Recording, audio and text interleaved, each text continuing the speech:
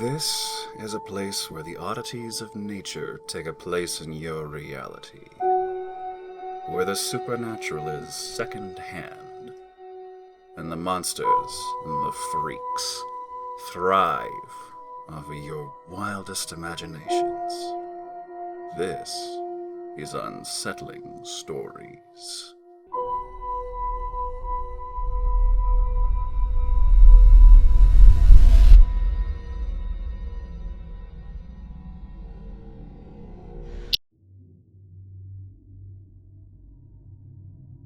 For the whole day, he stood in the same spot, sometimes with his paws up on the concrete, barking wildly and scratching at the rough surface with his nails.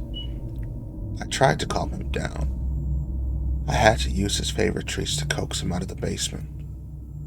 Once I did, I locked him outside. I put my ear to the wall he had been obsessing over. I heard a few faint scratches, but I wasn't particularly bothered. I'm not a superstitious man. You won't catch me worrying about poltergeists or ghosts. If anything, I was concerned about bugs getting out of the foundation. I made a mental note to buy some insecticide at Home Depot. The following morning, I looked out the window and saw the dog had started to dig a hole up against the side of the house. It was right above the spot he had been so focused on in the basement. Now I was starting to get pissed off. He was ruining Martin's marigolds. I ran outside to yell at the animal, but in my rush to the door, I stumbled over one of our son's toys and went flying head first into the island countertop in the kitchen. I must have knocked myself out when I woke up. It was after dark.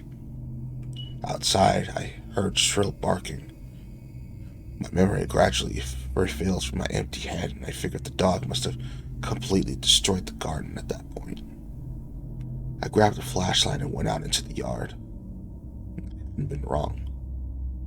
The garden was a tattered mess of soil and petals and loose bulbs. The goddamn dog was down into it at least 3 feet. His paws bled and were leaving red streaks against the concrete outer wall of the basement. I picked him up by the collar and lifted him out of the hole. He dove right back in. I don't know what else to tell you.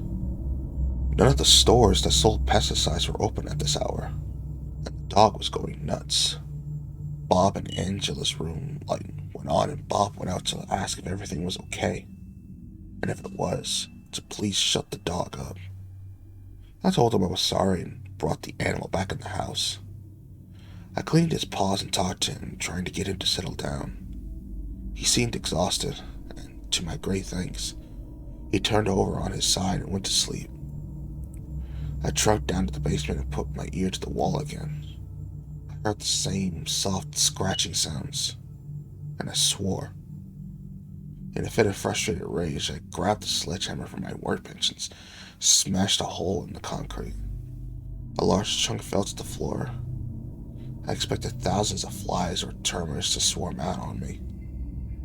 Instead, Martin's glazed eyes blinked stupidly at the light pouring into the hole. His forehead was scraped down to the skull. Obviously, he was the source of the scratching sounds. When I bound his and the kid's hands and gagged them, I didn't expect any noise. After one more blow with the sledgehammer and an hour to reseal the wall, I made my way upstairs. It's been 3 days since, and Doc hasn't barked or pawed at this spot again. I'm really glad I don't have to deal with bugs.